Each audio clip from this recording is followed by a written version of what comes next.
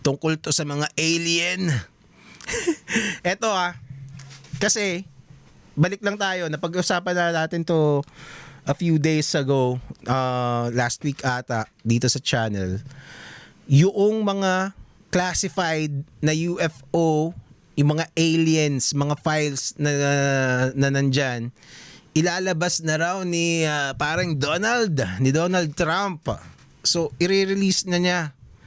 And pinaghahanda, syempre parang di natin alam kung anong laman nun nung classified documents na yon. And ngayon, ang may lumabas itong lalaking to, isa siyang pastor, tele-evangelist. Okay? So ang sinabi niya dito sa video, sabihin ko lang saglit, i-expound naman niya. Pinag-meeting daw yung mga pastor sa Amerika, 'di ba? Ng isang congressman ata, basta may nagpa-meeting to prepare them, to prepare the church bago mag-announce ng tungkol sa mga UFO, 'di ba? Kasi let's say you'd wonder ano ba yung nakalagay dun sa mga files na yun kung totoo itong sinasabi niya, 'di ba? Bakit kailangan, kasi parang mawiwindang ang dating, parang mawiwindang ang religion, ang mga turo sa Biblia, maaring makaapekto yung malalaman natin in the next few days or weeks pag lumabas yung pag na-declassify yung mga tungkol sa mga alien. Okay, so panoorin muna natin to. Text message. I had a friend that sent me a text message. I was in a meeting, a weekend meeting, preaching Friday, Saturday, and Sunday morning. And he said, Perry, can you give me a call? I have some information that has come to my attention. Of course, when a friend of yours does that you know quite well, you have no idea what information you're talking about. And I'm not going to go into great detail, but there were a large number of pastors that had been invited to go to a certain state to hear some men in the United States government and others share with them a concern that they had.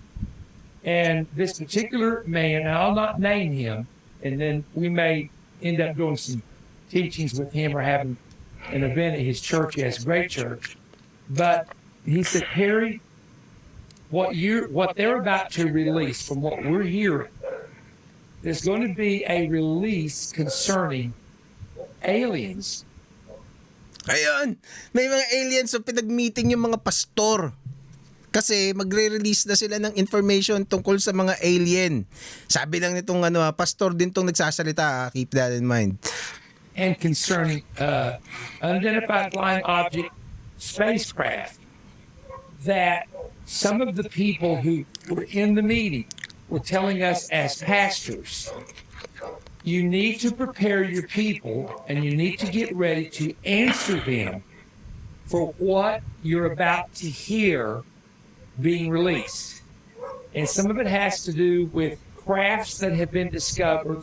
Okay, so kasi yung mga tao sa church, 'di ba, kasi iba yung faith mo sa hindi ko alam kung pastor lang, baka hindi ko alam kung may kasama silang Muslim, or does this include all kinds of Christian denominations like Catholic, like mga evangelicals, or what, 'di ba? Mga Mormon, kasama ba 'yan?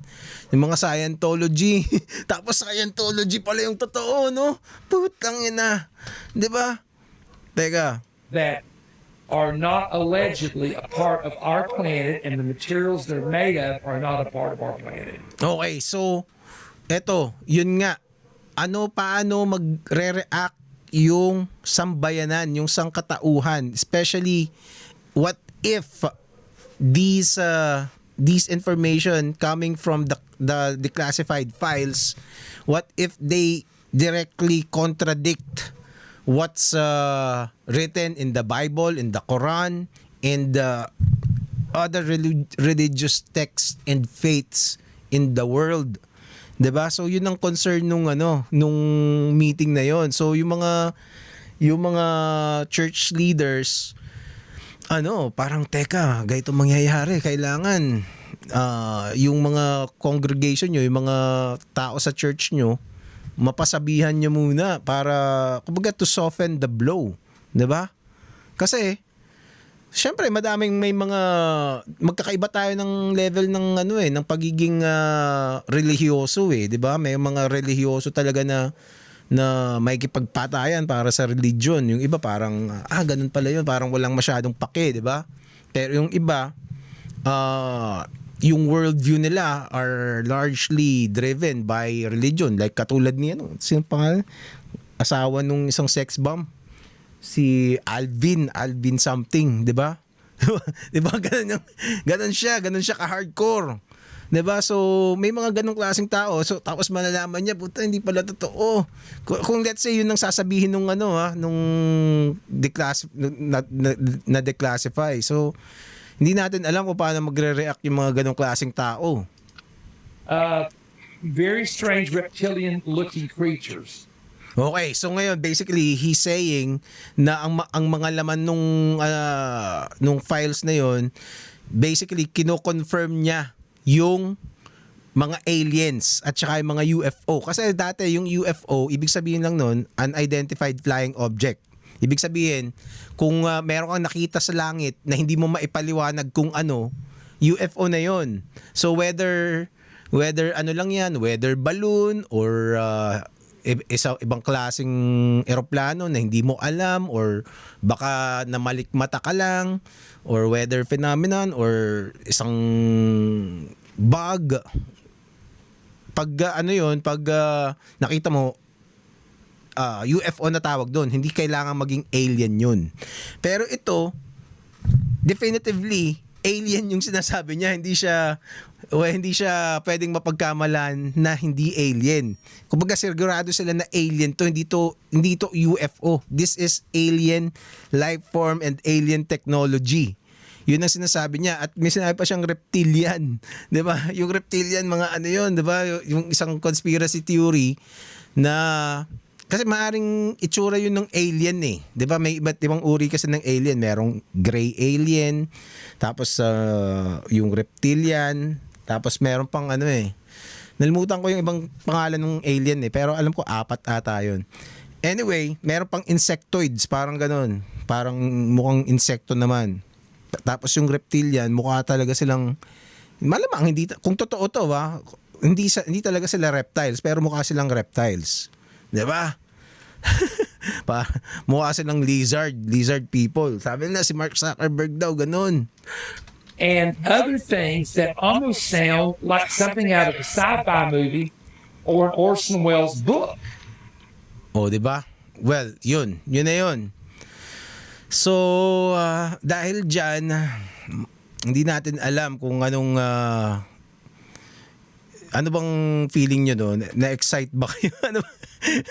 Ano masasabi nyo doon sa balita na yon, mga tol? Meron ba, tingin nyo ba meron talagang something doon, or ano sa tingin nyo? Teka, ba't nawala yung poll ko? Gray alien is a friend of Gray Allen. Ang kaibigan ng US government. Totoo na talagang may kaugnayan ang US government sa mga alien, at nakita ko mismo ang isang UFO sa Las Vegas. Oo, talaga. Naglanding sa gitna ng 2 bundok. Ayan naman. Ano ba? Baka naman ibang bundok yan. 2 bundok. Okay. O sige, maniniwala ako sa iyo, Leonardo. Pero it's malalaman natin. Tingnan natin kung ano bang Pero interesting yung angle na merong mga pastor. 'Di ba, mga pastor? Kasi kailangan i-prepare mo yung yung sambayanan para dito. Hindi ko alam kasi kung ganyan siguro baka mga 1 taon pa yan bago bago nila i-release, at least kung ako kung huhulaan ko. And also kasi yung sa ibang religious na context, yung mga alien, ang paniniwala nila sa mga yan, mga demonyo or angel. Either or, 'di ba? May yung iba kung mabait di angel.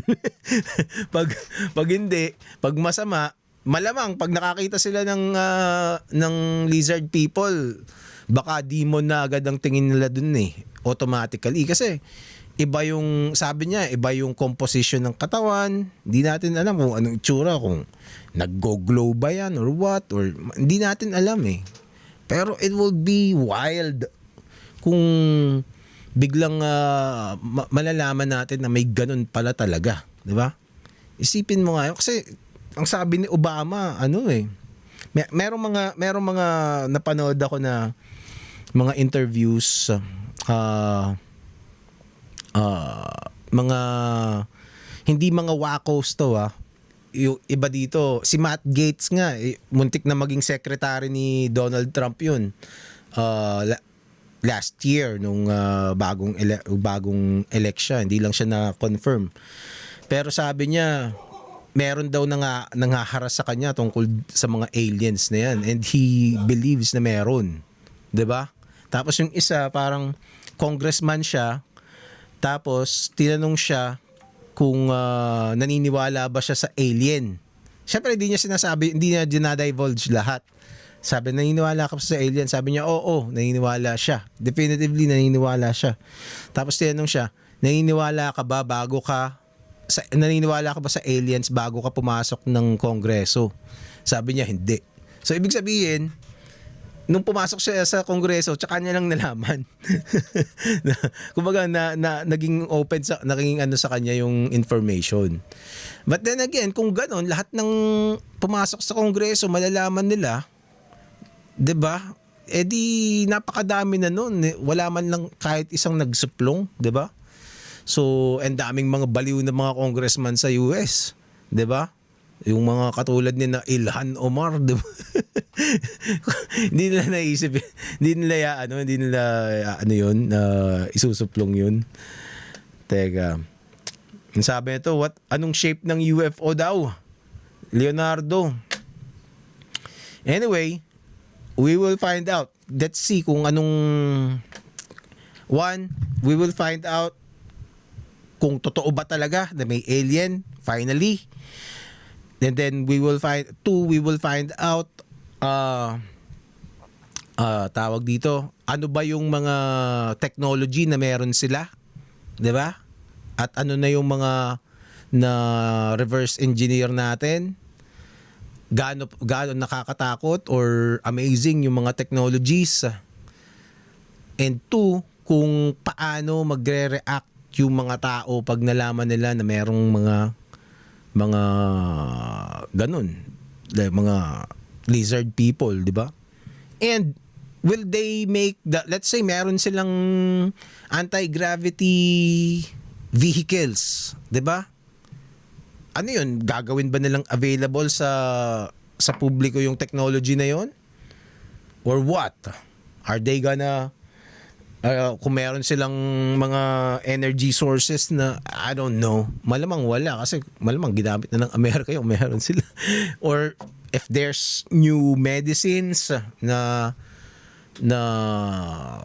develop sila, how will they, siguro my question is, will they share more than just information that they exist?